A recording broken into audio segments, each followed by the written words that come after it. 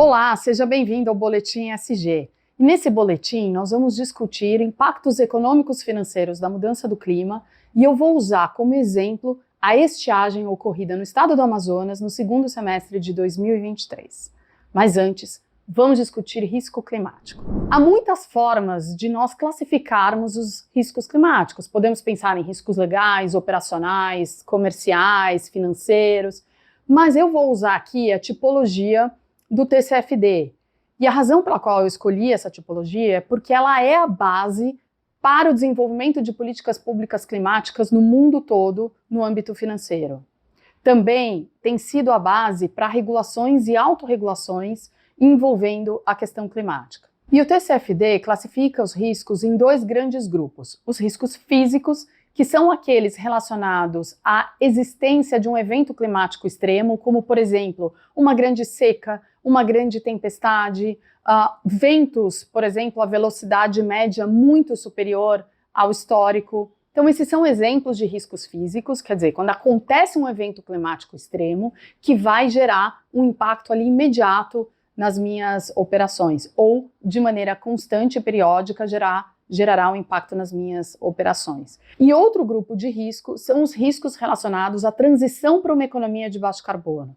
E tendem a ser riscos mais econômicos, mais ligados à competitividade do negócio, ou colocado de outra forma, à manutenção da competitividade do negócio no longo prazo. E são riscos que tratam, por exemplo, de mudança no padrão tecnológico, ou introdução de um novo tributo, ou mudança dos preços relativos na economia em função da questão climática, o que pode afetar a rentabilidade do seu negócio, enfim.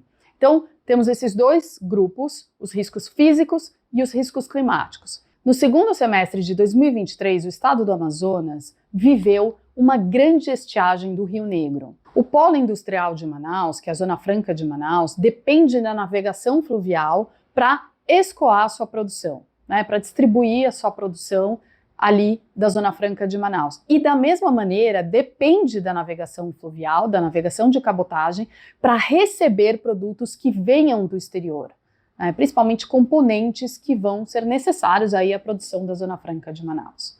Acontece que a partir de meados de setembro de 2023, o nível do rio ficou muito baixo. E aí, o porto de Manaus não pode operar.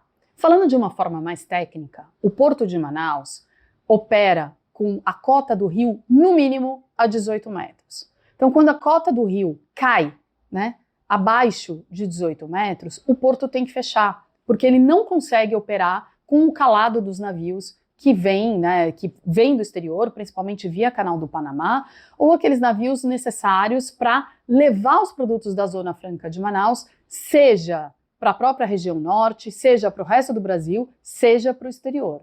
Então, o Porto de Manaus é um hub muito importante para a logística, tanto de conexão da Zona Franca de Manaus para fora, para o resto do mundo, como de fora para dentro, para receber esses produtos. Durante essa estiagem que aconteceu a partir aí de meados de setembro de 2023, o porto começou a ter problemas graves de operação em função da queda, da profundidade do rio. Eu peguei os dados do Porto de Manaus, que acompanha aí, a gente encontra no site do Porto as cotas do rio desde 1902, e vocês podem perceber pelo gráfico que está na tela, que durante esses meses que eu estava comentando, o Porto, de fato, verificou uma queda abaixo dos 18 metros da cota do rio. E aí não se pode operar, Não se pode operar porque os navios encalham. Então você tem um problema grave de operação. Agora vamos discutir um pouco os impactos econômicos e financeiros dessa grande estiagem, sempre lembrando que essa estiagem é atribuída ao fenômeno do El Niño. E El Niño não tem a ver com a mudança do clima. El Niño é um evento climático independente da mudança do clima. Entretanto, o El Niño acontece ou está acontecendo num mundo que está passando pelas mudanças do clima. Então é claro que os seus efeitos vão ser potencializados pela mudança climática, que é outro elemento acontecendo, outro fator acontecendo no mundo atual. Então é isso que a gente precisa levar em consideração. Mas vamos estudar aqui alguns dos impactos econômicos e financeiros para os negócios dessa estiagem acontecida no segundo semestre de 2023. O Centro das Indústrias do Estado do Amazonas apontou que, em 2023, as indústrias da região perderam cerca de 1,4 bilhão de reais. E a gente está falando aí basicamente de 3 meses e meio de estiagem. Tá? Então já gerou um impacto de cerca de 1,4 bilhão para as indústrias da região.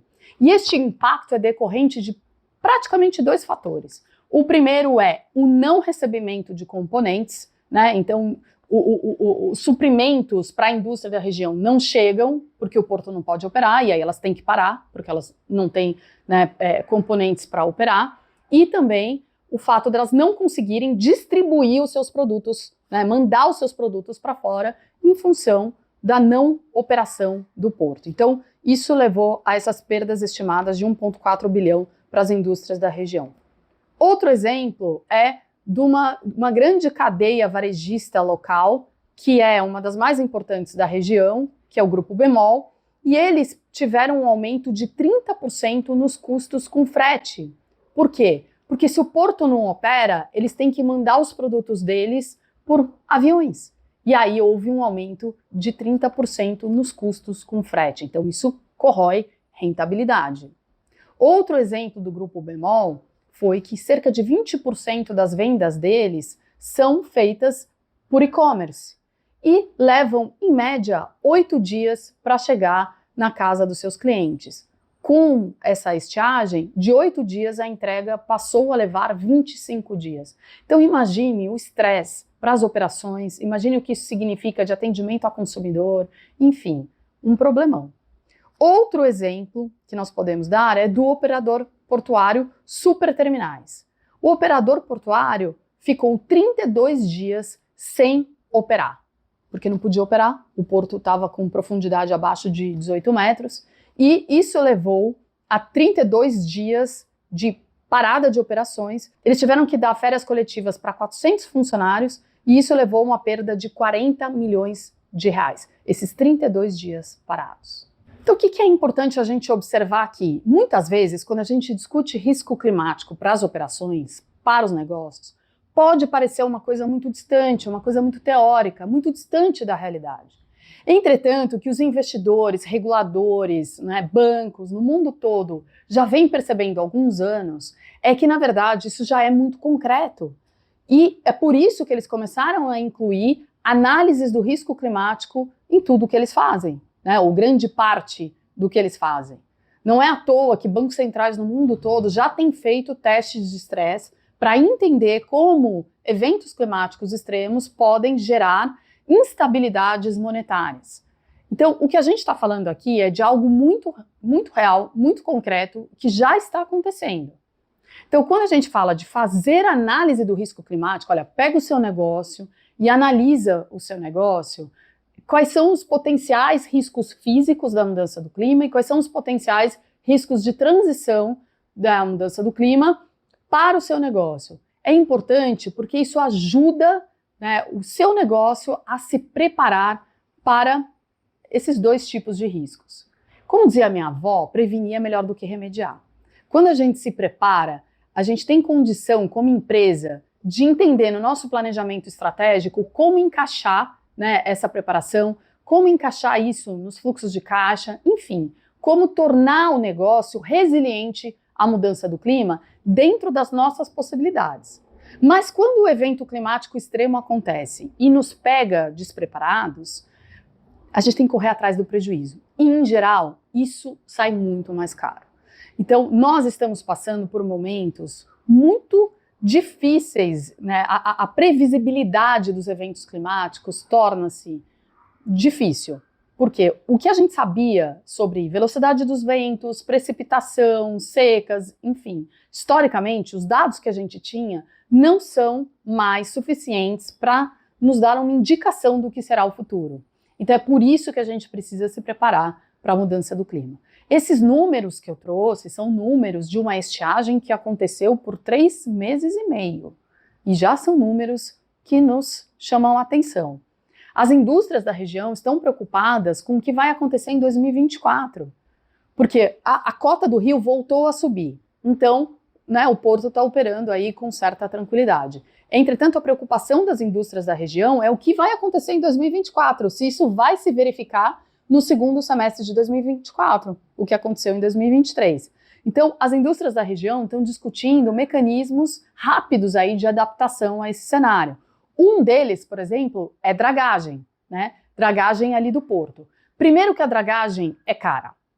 Então, isso requer investimentos de capital vultosos ali. A gente está falando, né, de bastante dinheiro. Isso é uma coisa. A segunda coisa é que tem impactos socioambientais importantes e as indústrias da região estão discutindo isso. Então, quando a gente faz dragagem, você revolve a terra ali, né, que tá, aqueles sedimentos que estão ali na terra.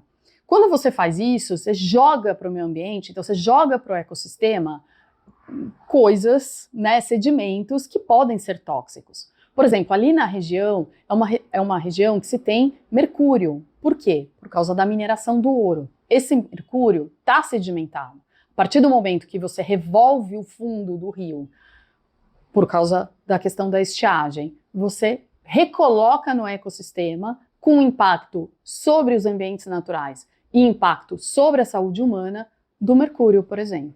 Então, as indústrias estão nesse momento discutindo custo e benefício dessas medidas, impactos socioambientais dessas medidas, numa situação de muita preocupação de como será o ano de 2024 e como aquela região poderá operar em 2024 diante desse cenário. É claro que aqui nesse vídeo eu estou trazendo impactos sobre os negócios e a importância de pensarmos no risco climático no planejamento dos nossos negócios. Então, realmente o escopo dessa discussão está voltado para negócio. Porém, é sempre importante a gente deixar aqui registrado que os impactos sobre a sociedade, sobre as pessoas, são muito grandes. Então, é uma região que depende, né, do modal fluvial. Muitas pessoas dependem do rio para os seus modos de vida. Então, a gente está falando de impactos econômicos muito maiores do que esses que eu estou descrevendo. Mas é importante a gente ter em mente que a razão pela qual investidores, bancos, reguladores, a comunidade financeira tem se preocupado cada vez mais com a questão climática e como a questão climática impacta o negócio é porque isso significa perda de fluxo de caixa. Isso significa problemas, pode significar potencialmente, e para cada negócio isso vai ter uma conotação, mas pode significar potencialmente perda de fluxo de caixa, como esses exemplos que eu trouxe nos ilustram. Eu vejo você no próximo Boletim ESG.